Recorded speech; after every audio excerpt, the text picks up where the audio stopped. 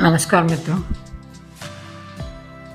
आज सीखते हैं हलासन। हलासन का अभ्यास उच्च आसनों की श्रेणी में या कठिन आसनों की श्रेणी में रखा गया है। इसका अभ्यास तब तक ना करें जब तक कुछ अन्य आसनों में और सूर्य नमस्कार के आसनों में निपुण न। पहले कुछ सप्ताह या कुछ महीने अन्य आसनों का ठीक से प्रयास करें।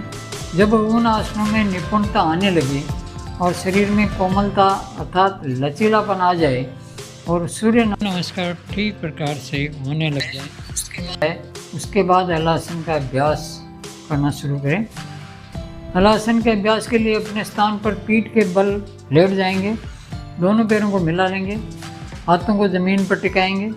धीरे धीरे यहाँ पर सांसों की गति सामान्य रूप से चलती रहेगी या फिर सांस को रोकते हुए पैरों को ऊपर की ओर उठा। प्रारंभ के दिनों में सांसों की गति सामान्य रूप से ही चलने दें। एक साथ दोनों पैरों को ज़मीन से ऊपर उठाएंगे और जैसे ही पैर ऊपर उठाएंगे उसके कुछ समय बाद ही पीठ को भी ज़मीन से और पूरे शरीर को कंधों के ऊपर लेकर आएंगे।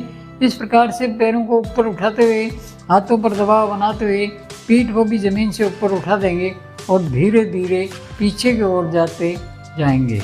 घुटने सीधे रखें, दोनों पैरों की अंगुलियों को ज़मीन से टिका देंगे। इस प्रकार अपने दोनों कोहनियों को मोड़ेंगे और पीठ को सहारा देंगे। घुटने बिल्कुल सीधे रहें। इस प्रकार से रोक के रखेंगे।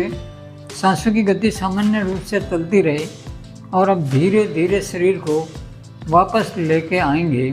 हाथों को इस प्रकार से ज़मीन पर रख देंगे।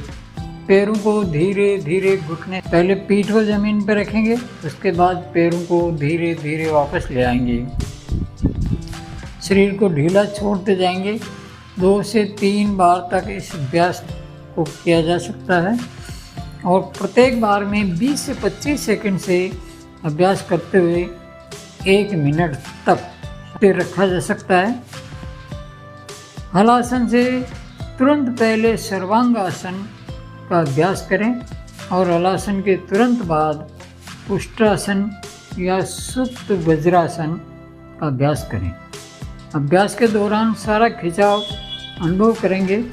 पीठ पे, कंधों पे, कमर पे, जंघों पे, घुटनों के पीछे और पिंडलियों पे। इन सभी अंगों के ऊपर पूरा खिंचाव अनुभव करेंगे और सारा दबाव पेट के ऊपर। अब यदि लाभ की चर्चा करें तो हलासन से शरीर की अधिकांश मांसपेशी के ऊपर खिंचाव, जिसके परिणाम स्वरूप शरीर की मांसपेशियां लचीली, बलवान, ऊर्जावान और स्वस्थ तथा ताकत। इन्हें 8 वर्ष से 21 वर्ष के बच्चों को अवश्य करना चाहिए क्योंकि इससे उनकी हाइट बढ़ने में अभ्यास के दौरान जब पूरा खिंचाव इन मांसपेशी के ऊपर उत्पन्न होता है तब शरीर में रक्त का संचालन भी भली प्रकार से होता है और शरीर में ऊर्जा की। पीठ, रीढ़ की हड्डी के लिए जो भी अभ्यास है उसमें श्रेष्ठ आसन है। इसके अभ्यास से सारा दबाव पेट के ऊपर उत्पन्न होने से पेनक्रियाज अपना कार्य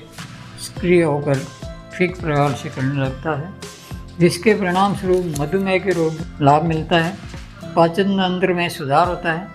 वायु विकार, भोजन का पाचन ठीक से न होना, पेट का बड़ा होना, इन समस्याओं में लाभदायी है। थायराइड ग्रंथि पर भी इस आसन का पॉजिटिव प्रभाव पड़ता है। पेशाब संबंधित रोग, कब्ज, दमा, इन समस्याओं से भी लाभ मिलता है। सावधानियों के रूप में कुछ बातों का ध्यान रखें। उच्च रक्तचाप, पेट या पीठ से संबंधित कोई गंभीर रोग होने पर, हर्निया होने पर, स्लीप डिस्क और साइटिका की समस्या में इसका अभ्यास नहीं करना चाहिए। इसी प्रकार की नई वीडियो देखने के लिए सब्सक्राइब बटन को दबाएं और ऑल पर सेट कर लें। अगर आपको कुछ अच्छा लगा हो तो कमेंट करके ज़रूर बताएं और ऐसा ही आपका प्यार और स्नेह देते रहें। धन्यवाद दोस्तों।